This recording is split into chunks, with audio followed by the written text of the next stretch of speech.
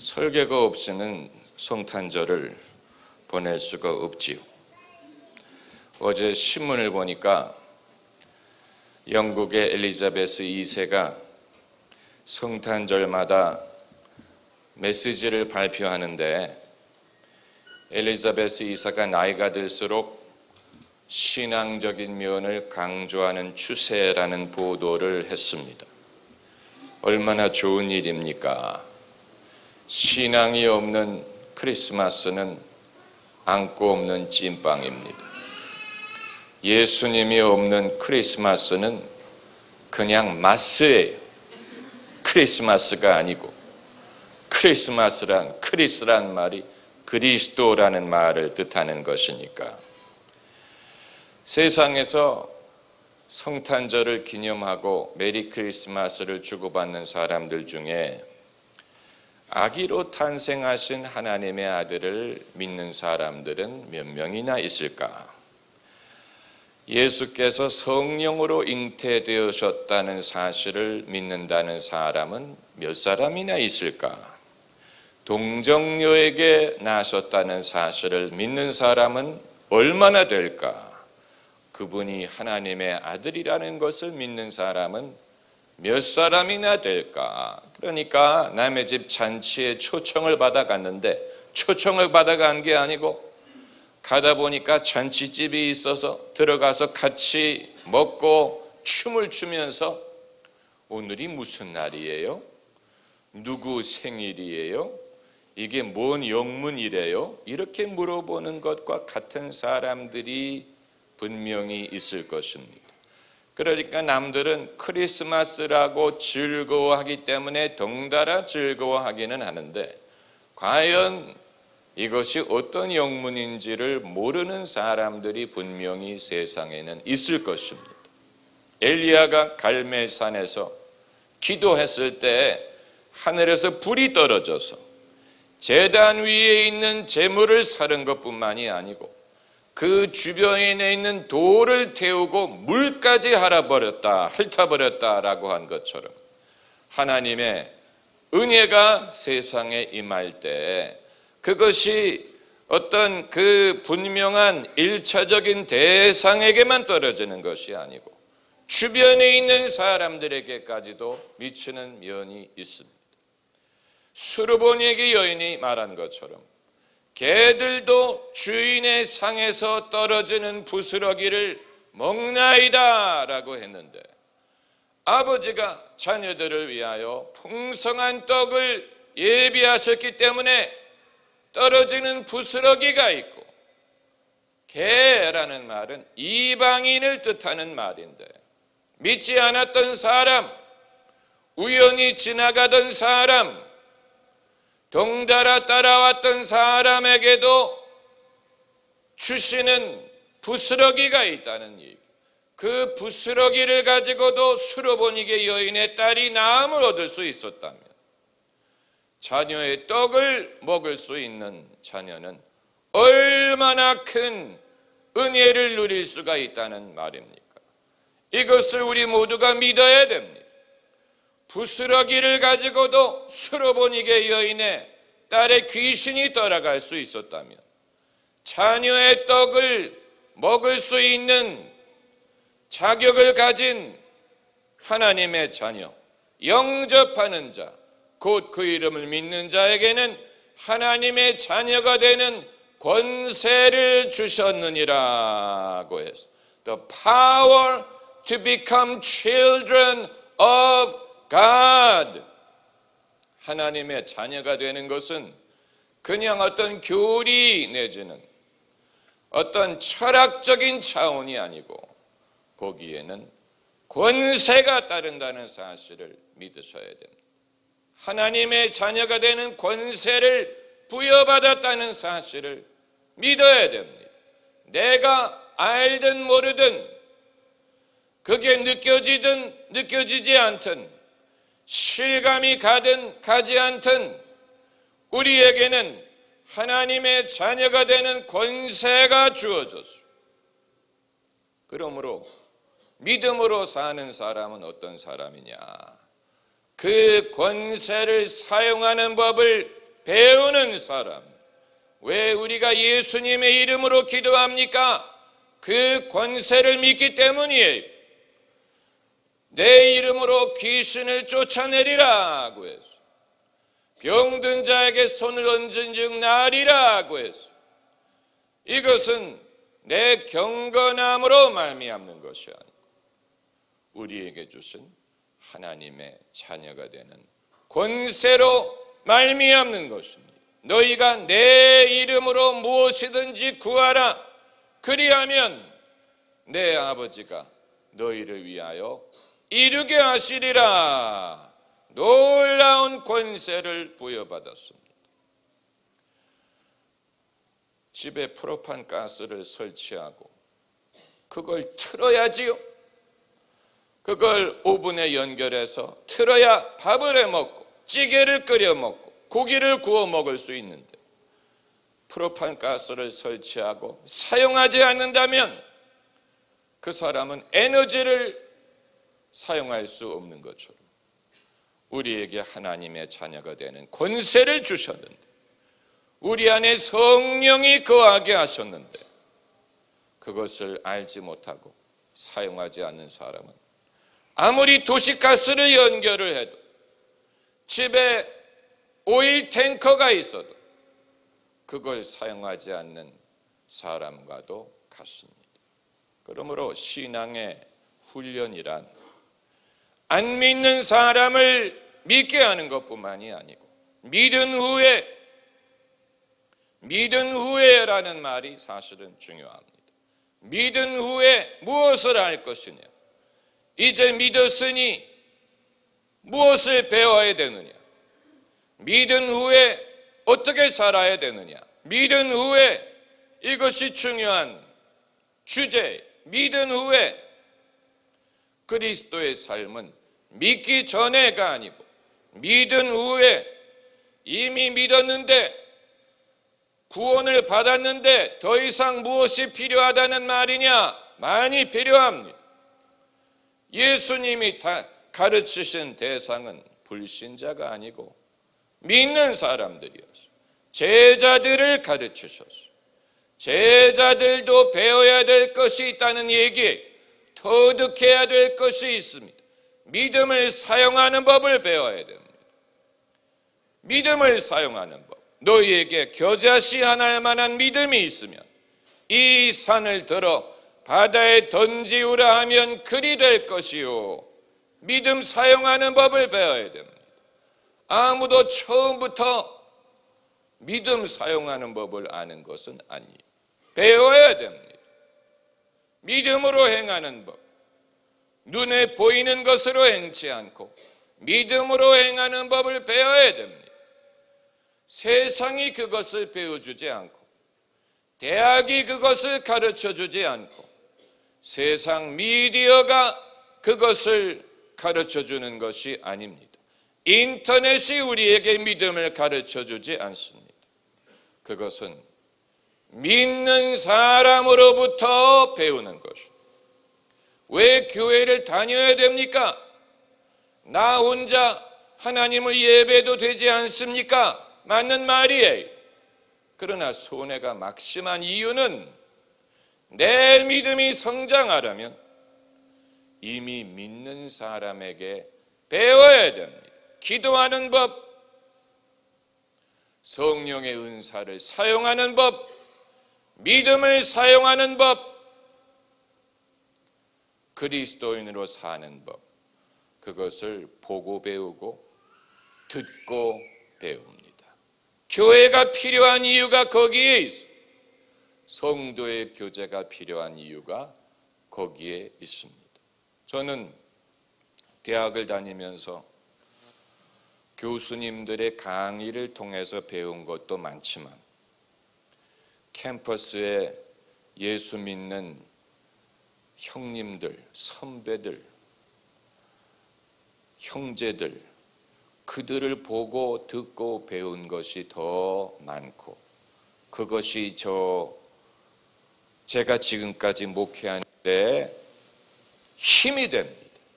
하나님이 예수 믿는 사람들이 많이 있는 캠퍼스에 가게 하셔서 함께 교회 다니게 하시고 기독교 서클에 참여하게 하시고 기독교 중창단에서 노래하게 하시고 그들이 믿음을 사용하는 법을 보게 하셨어요. 그걸 통해 배우게 하셨어요. 그런데 그 많던 형제 자매 중에 실제로 목회자가 된 사람은 많지 않습니다.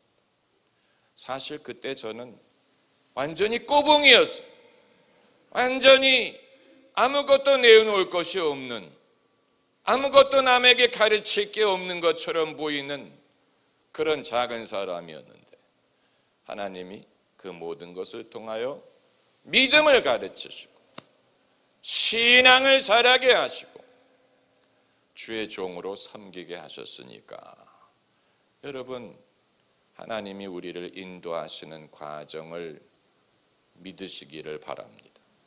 하나님이 우리를 인도하시는 과정은 허비되는 것이 없습니다.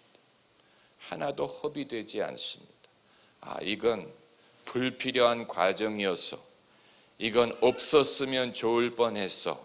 이건 잊고 싶어 라고 생각을 할 수 있지만 하나님의 차원에서는 그건 허비된 것이 아니. 요셉이 애굽의 종으로 팔려갔지요. 그리고 수십 년 동안 그에게 일어난 일은 개인적으로는 잊고 싶은 일일 거예요. 괴로운 일, 괴로운 시절. 그러나 그것은 낭비된 시간이 아니었어요. 허비된 시간이 아니었어요. 있으나 없으나 한 시간이 아니었습니다. 종으로 잡혀가서 노예 생활을 하고 누명을 쓰고 감옥에 들어갔는데 어떻게 그게 허비된 게 아니었다는 말이냐? 그것을 통하여 하나님은 요셉이 장차 애굽을 기근에서 구원하고 자기 가족을 구원하고 그리고 애굽의 이스라엘 백성들이 민족을 이루게 하는 그 모든 일을 준비하게 하신 것인데 그 결과의 위대함에 비교했을 때 요셉이 그 준비를 하기 위해 개인적으로 경험해야 했던 것은 참으로 힘들고 괴로운 일이었어요. 그 결과에 비교해서 준비하는 과정도 비슷하게 멋지면 얼마나 좋겠습니까? 그 결과만큼 준비하는 과정도 재미있고 즐겁고 멋지고 그러면 얼마나 좋겠습니까? 그러나 하나님이 하시는 일은 그렇지가 않아요. 결과가 아무리 위대하더라도 그 결과를 준비하는 과정은 힘들고 괴롭고 때로는 창피하고 때로는 속된 말로 쪽팔립니다. 내가 할 일이 없어서 크리스마스 이브에 남들은 연인과 함께 한다고 하는데 나는 교회에서 음악회 준비나 하고 세상은 즐거워하는 것 같은데 나는 여전히 고독하고 배고프고 피곤하고 하나님이 그런 과정에서 죄송하다, 미안하다, 수고가 많다 이렇게 말씀하실 것 같지요? 천만의 말씀. 하나님의 배짱을 여러분이 몰라서 그래요. 하나님이 하시는 방법은 하나님은 얼마나 이런 면에 있어서 냉정하게 보이는지 몰라요. 예수님이 십자가에 달려 계실 때 하나님이 끙끙대셨을 것 같습니까? 이제 그만 내려와라. 내 아들 고생이 많다. 단축시켰을 것 같습니까? 천만의 말씀. 오죽하면 십자가에 달린 예수님이 엘리 엘리 라마 사박다니 나의 하나님 어찌하여 나를 버리셨나이까?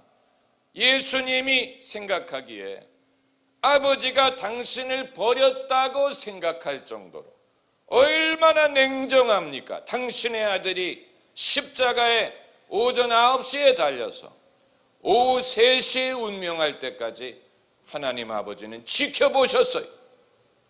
개입하지 않았어요. 사람들이 물어봤어요. 이제 하나님이 와서 저 예수를 구원하나 두고 보자 했는데 그런 일이 안 일어났어요. 예수님이 운명하실 때까지 내버려뒀어요.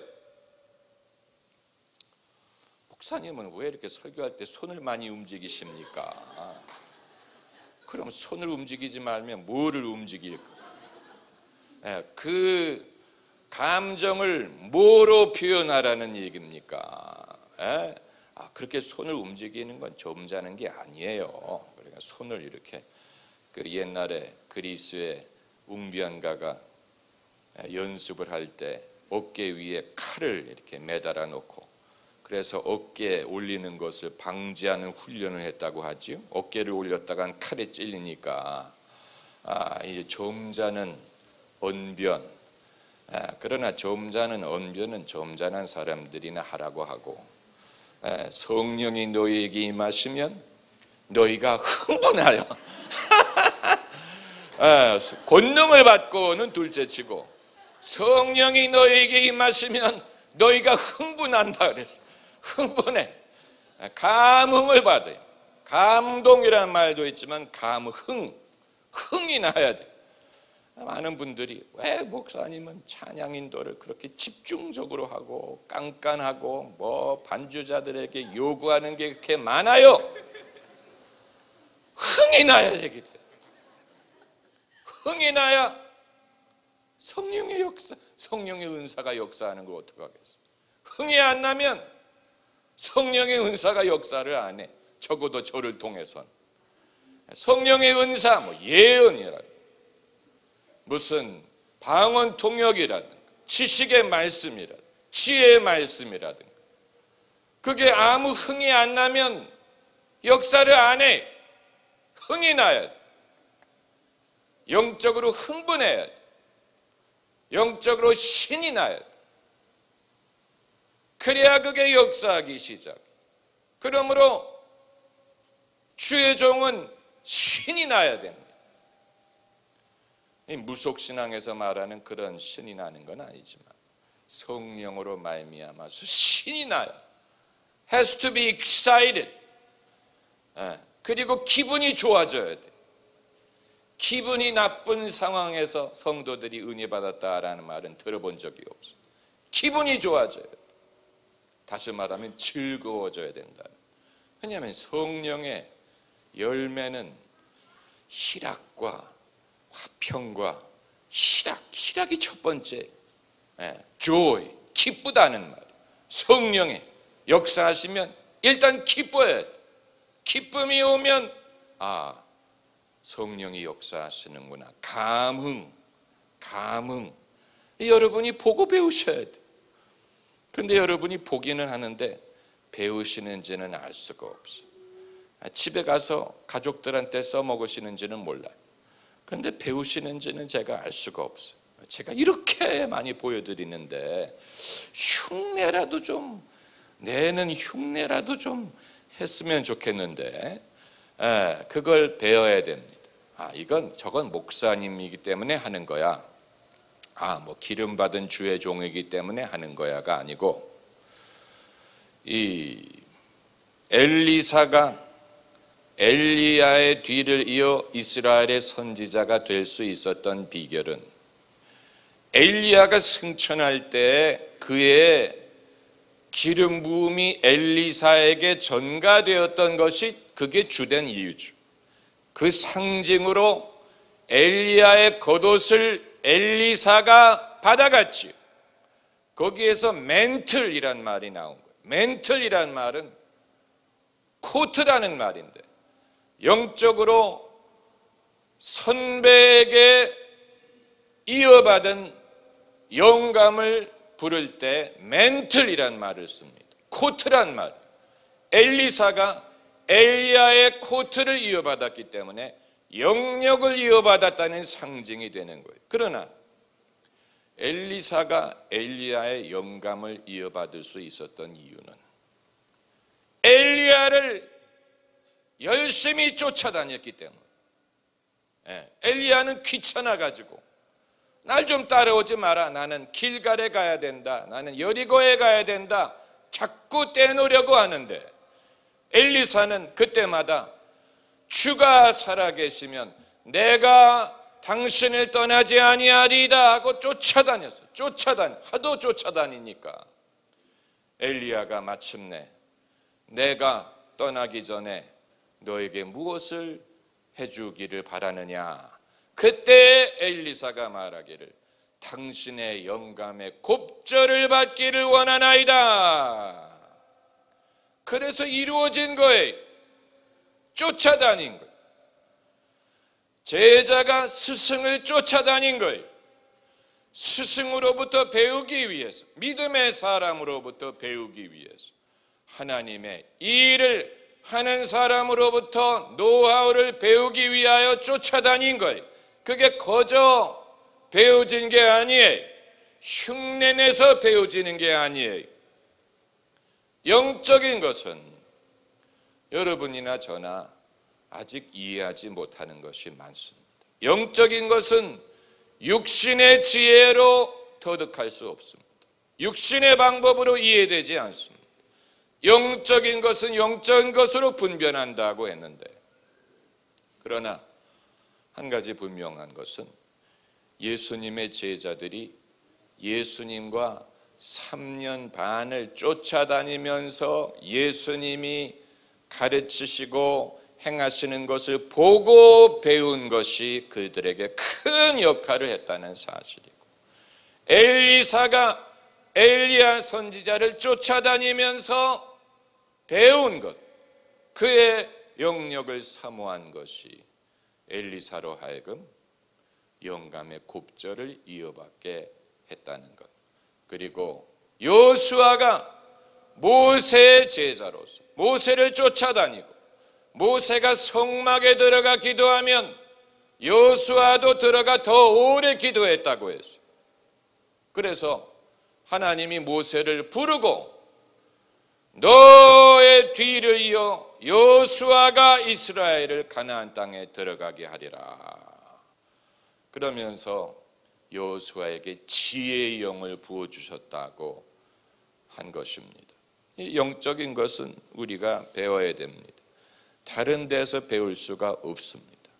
소설에서, 세계 문학에서 배울 수 없고, 그것은 믿음으로 행하는 사람들을 쫓아다녀야 배울 수 있는 것인데, 요즘 사람들은 인터넷을 하도 쫓아다니기 때문에 실제로 믿음의 사람을 쫓아다닐 기회가 있는지 알 수가 없어요.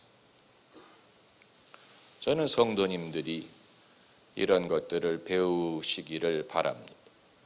또 배우고자 하는 마음을 갖게 되시기를 바랍니다. 입맛을 강요할 수 없습니다.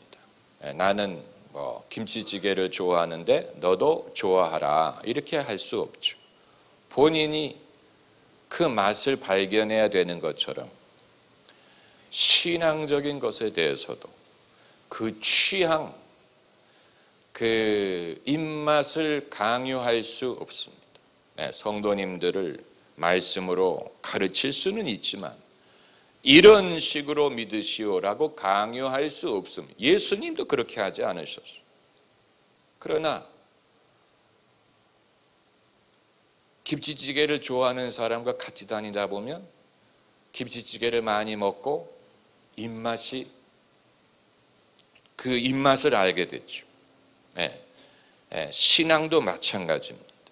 여러분이 믿음의 사람을 가까이 해서 믿음의 사람과 만나서 쓸데없는 얘기하는 것은 별로 소용이 없어요. 무슨 정치 얘기라든가 무슨 비트코인 얘기라든가 하루 종일 해봐야 별로 소득이 없지만, 그 사람이 신앙을 어떻게 사용하는지, 이 주님을 어떻게 섬기는지, 예를 들어서 찬양 인도를 어떻게 준비하는지, 설교 준비를 어떻게 하는지, 제자 훈련을 어떻게 하는지, 셀 모임을 어떻게 인도하는지, 기도를 어떻게 하는지 그걸 보고 흉내내야 돼.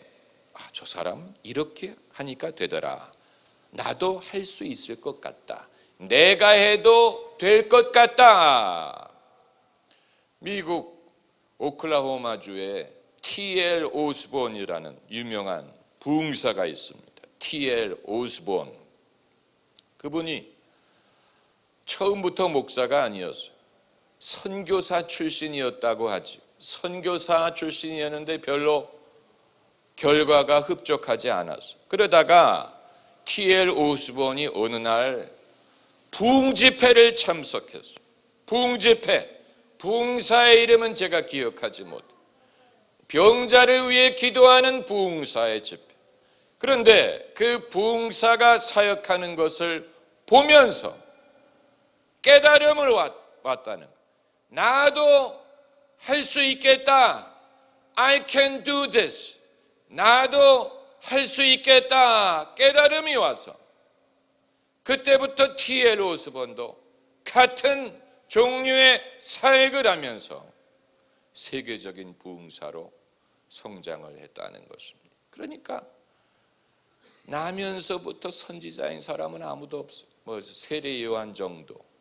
나면서부터 병자를 고친다든가 나면서부터 부흥사가 되는 사람은 아무도 없고 다 도중에 배운 거예요.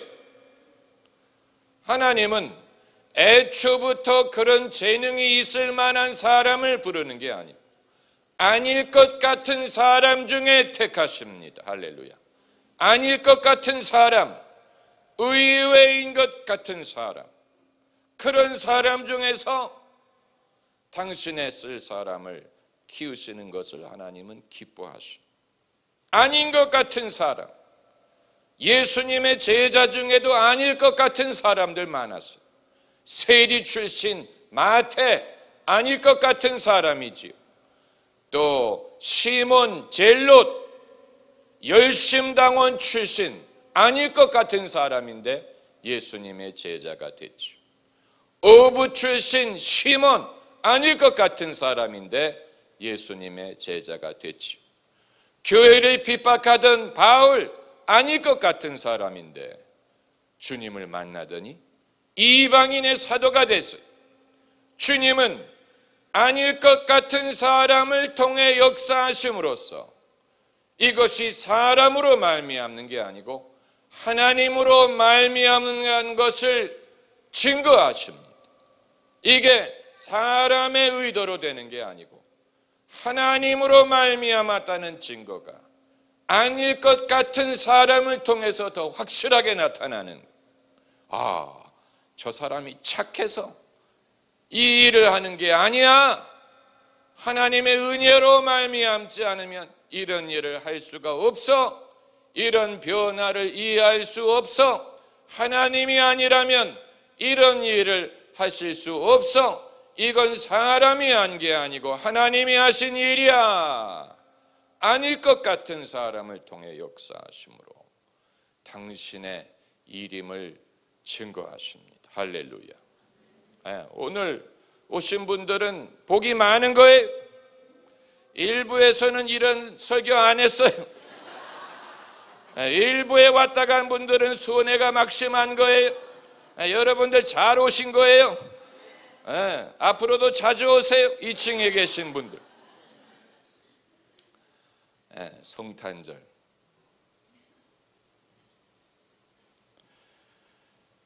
그렇기 때문에 아기로 탄생하신 하나님의 아들, 사실 마태복음 1장에 있는 사건은 생각해 보면 우리가 당연히 읽어서 그렇지 당황스러운 사건이었을 것입니다. 요셉이 약혼녀가 아기를 가졌다는 사실을 알게 됐을 때 얼마나 당황했겠어요. 스캔들이죠. 당황스러운 일이 발생했어요. 그런데 마태복음 1장을 보면 이 일을 생각할 때 주의 사자가 현몽하여 가로되 구약의 요셉도 꿈꾸는 사람이었던 것처럼 신약의 요셉도 꿈을 통해 하나님의 계시를 받았지요. 현몽하여 가로되 다윗의 자손 요셉아 내 아내 마리아 데려오기를 무서워 말라. 저에게 잉태된 자는 성령으로 된 것이라. 성령으로 잉태되었다는 말입니다. 아들을 낳으리니 이름을 예수라 하라. 이는 그가 자기 백성을 저희 죄에서 구원할 자이심이니라 하니라. 그 말은 예수라는 말은 라틴어 발음이고 히브리식 발음은 예슈아, 그 말은 여수아와 같은 이름. 구약에 여수아가 있었지요. 같은 이름이 그걸 라틴식으로 발음했을 때 예수가 된 거예요. 예슈아라는 히브리 이름은 여호와는 구원이시다라는 뜻이에요. 그래서 아들 이름을 예수라 하라. 이는 자기 백성을 죄에서 구원할 자이심이니라. 이름 속에 예수님의 역할이 담겨져 있는 것입니다. 이름 속에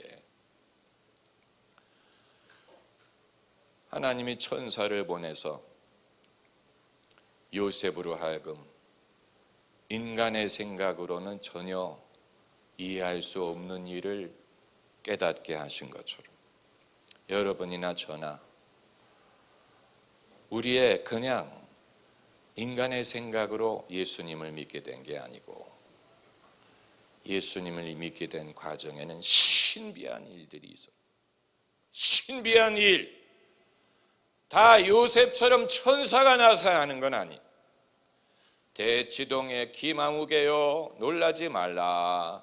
이런 식으로 천사가 다 나타난 건 아니지만 그럼에도 불구하고 여러분이나 저나 예수님을 구주로 믿게 된 것은 신비한 계기가 있었기 때문입니다. 신비한 계기. 예수 믿는 것은 받은 증거 많도다. 믿을 만한 이유가 있었기 때문에 믿게 된 것입니다. 믿을 만한 이유를 하나님이 주신 것입니다. 모든 사람이 그 증거로 믿게 된 건 아니에요. 그러나 나는 그 증거로 믿게 됐어요. 요셉이 이 증거로 믿게 된 것처럼 또 목자들이 천사 나타난 증거로 믿게 된 것처럼 동방 박사들이 별을 증거로 메시아가 탄생하신 것을 알았던 것처럼 우리가 하나님이 주신 그 증거를 통해 믿을 수 있게 된 것, 여러분 이것은 가장 큰 축복이에요. 가장 큰 축복. 여러분 어떤 것을 선택하겠습니까? 가족이 돈을 엄청나게 많이 벌고 부자가 됐는데 마음속에 전혀 예수님 믿을 마음이 없는 것과, 그렇다고 돈이 전혀 없는 것을 바라는 건 아니지만, 그런 세상의 영광은 아니지만 마음속에 늘 감동이 있고 믿고 주님을 따르고 그것과 어느 것이 여러분 눈에 나아 보입니까? 그러니까 돈으로 환산할 수 없는 은총을 우리는 이미 누리고 있습니다. 돈으로 환산할 수 없는 엄청난 혜택을 우리는 이미 누리고 있고 앞으로도 누리게 하실 것입니다. 독생자를 세상에 보내신 하나님께서 어찌 이 모든 것을 그 아들과 함께 은사로 주지 아니하시겠느냐. 이 모든 것을 그 아들과 함께 선물로 우리에게 주십니다. 할렐루야. 기도하십시다.